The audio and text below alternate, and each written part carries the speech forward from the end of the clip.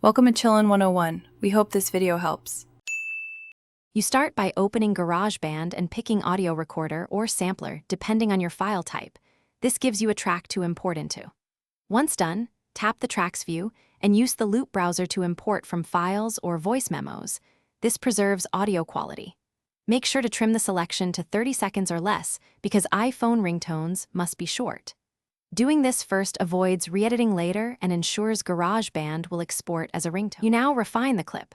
Pinch to zoom and position the playhead where you want a split, then swipe down to cut. Once split, delete unwanted parts and nudge edges to create smooth in and out fades. This prevents abrupt starts. Make sure to adjust track volume and use the EQ or plugins to reduce clipping and balance bass and treble. By normalizing perceived loudness, your ringtone will sound good on phone speakers without distortion. You finish by tapping the triangle icon, choose My Songs, then long press your project and tap Share. Select Ringtone and export. Name the ringtone clearly so you can find it in sounds and haptics. Once exported, you can set it as your default or assign to a contact. If Garageband refuses to export, make sure the track is under 30 seconds and you have available storage.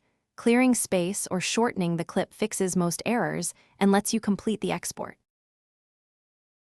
Thanks for watching. Consider subscribing if we helped you.